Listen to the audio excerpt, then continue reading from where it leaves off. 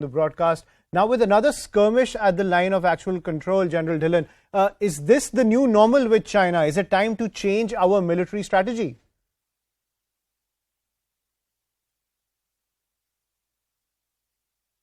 First of all, this video which is circulating for the last 2 days or maybe a day and a half, on the line of actual control with China, standoffs are a very routine thing where the patrols from both the sides come face to face and they inadvertently bump into each other, and then there are drills which are followed. We are calling a Chinese language and which tells them to go back, and similarly they unfurl a banner which is in language which our troops can understand, which tells us to go back. So, but that is inadvertently unintentional.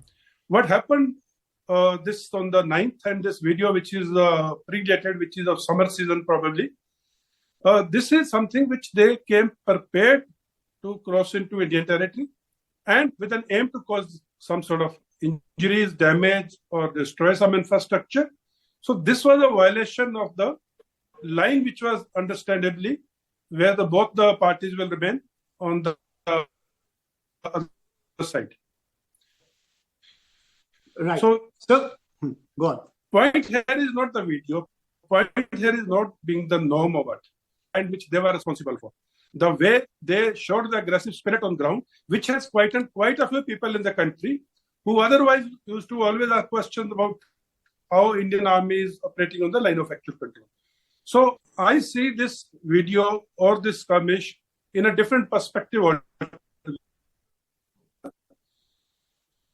I see where the Indian Army reacts, or the way Indian Army is performing their job in those difficult times to defend the piece of land which is their responsibility or jimewari to defend. Right. And General Dhillon, do you, in your opinion, as a seasoned military man, do you think that we are still playing catch up with China when it comes to fortifying the LAC, and what more needs to be done? See, our borders with China as well as international boundary or line of control with Pakistan is well fortified, is well defended. Our regular troops along the border security force or Indo-Tibetan border police are manning these borders in the ideal composition which is required as per the situation. Having said that, the defense analysis or the appreciation of defending a piece of land or carrying out an attack operation, offensive operation, is an evolving and dynamic appreciation. It changes with the force levels which the enemy has brought in front of us. It at times changes even with the weather conditions. It changes with the technological developments, as also what is our priority which we think the enemy is going to adopt in the future skirmish or the future war. So there is nothing static about it. It's a very dynamic process, and the war games at the formation level, at the army headquarters levels, the sand model discussions, the training with troops, the training exercises without troops. So it's a very throughout the year thing, wherein we keep refining our drills, we keep refining our deployments, and we keep refining our techniques and strategies and tactical level deployments.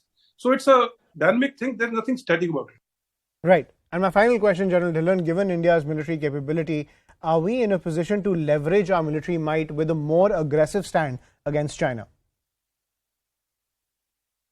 See, what we are seeing in this video, or why this discussion is taking place, is a localized tactical level, subunit level action on some piece of ground on the line of actual control.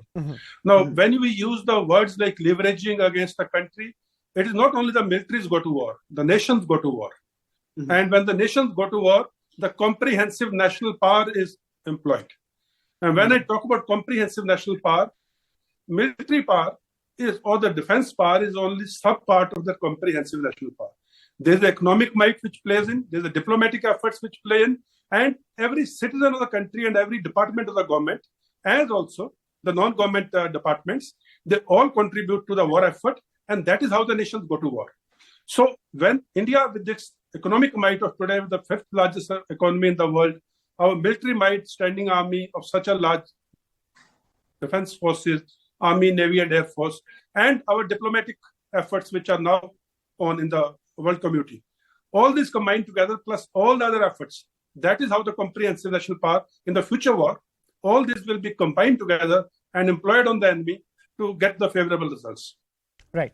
Thank you, General Dhillon, for sharing your perspective on the situation at the line of actual control. So India has the military edge. It also has a diplomatic edge. But the strategy going forward is that we need to develop our infrastructure to ensure that we can repel such skirmishes in the future as well. We're going to take a short break.